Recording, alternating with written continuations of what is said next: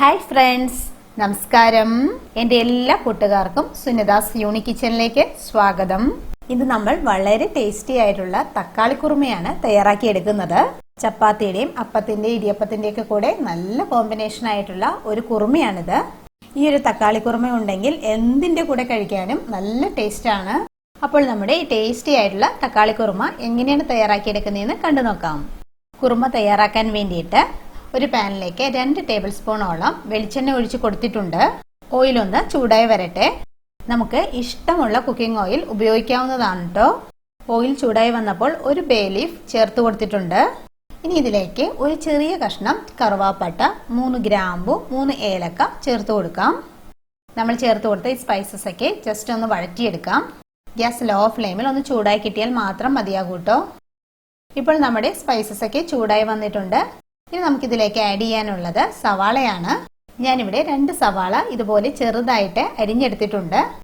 സവാള ഇതുപോലെ ചെറുതായിട്ട് അരിഞ്ഞെടുക്കുകയാണെങ്കിൽ ഗ്രേവി നമുക്ക് നല്ല തിക്കായിട്ട് കിട്ടും. മീഡിയം സൈസിലുള്ള 2 സവാളയാണ് കേട്ടോ എടുത്തിട്ടുള്ളത്. സവാള നമുക്ക് നന്നായിട്ടൊന്ന് വഴറ്റിയെടുക്കണം. ഇനി ഇതിലേക്ക് ചെറുതായിട്ട് അരിഞ്ഞെടുത്ത് ഇഞ്ചി ആഡ് ചെയ്ത് കൊടുക്കാം. അധികം ഇഞ്ചി ആവശ്യമില്ല, ഒരു ചെറിയ കഷ്ണം ഇഞ്ചി മതിയാകും.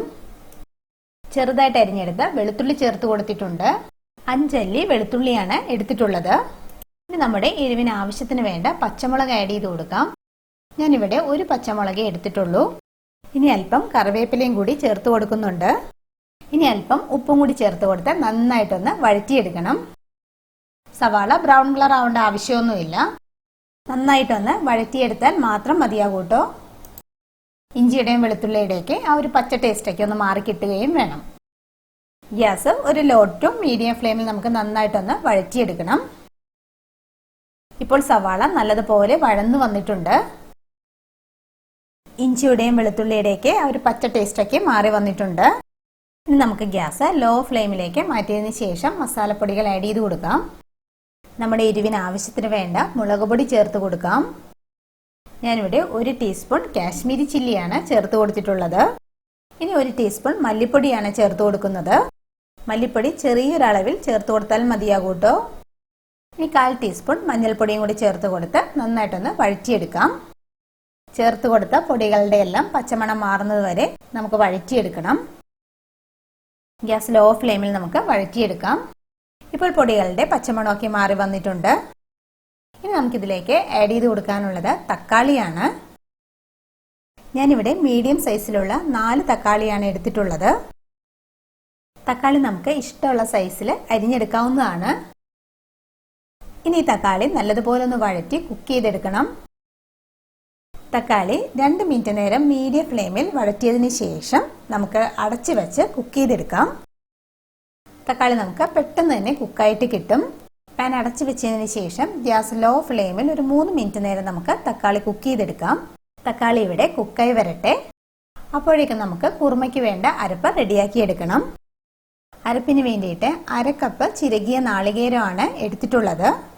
നാളികേരം മിക്സിയുടെ ജാറിലേക്ക് ചേർത്ത് കൊടുത്തിട്ടുണ്ട്. നാളികേരം നമുക്ക് അധികം ആവശ്യമില്ല, ചെറിയൊരളവിൽ എടുത്താൽ മതിയാകൂട്ടോ. ഇനി എടുത്തിട്ടുള്ളത് 7 കാഷ്യൂ നട്ട്സ് ആണ്.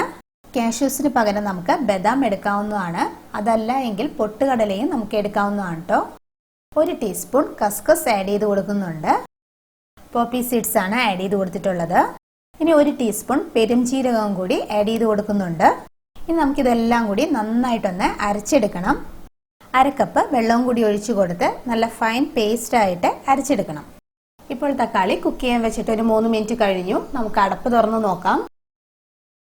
തക്കാളി കുക്കായി കിട്ടുവാൻ അധികം ടൈമിന്റെ ആവശ്യമൊന്നും ഇല്ലല്ലോ. തക്കാളി ഇവിടെ കുക്കായി വന്നിട്ടുണ്ട്. ഇനി നമുക്ക് അരച്ചു വെച്ചിരിക്കുന്ന അരപ്പ് തക്കാളിയിലേക്ക് ആഡ് ചെയ്ത് കൊടുക്കാം. നല്ലതുപോലെ ഒന്ന് മിക്സ് ചെയ്തെടുക്കാം.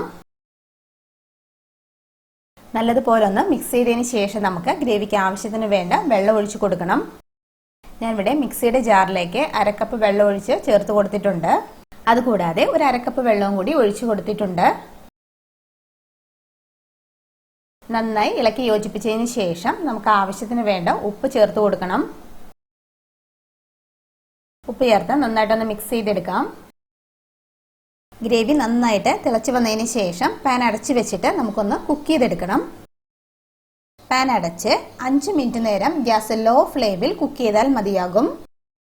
അധികം നേരം നമുക്ക് തിളപ്പിക്കേണ്ട ആവശ്യമൊന്നുമില്ല.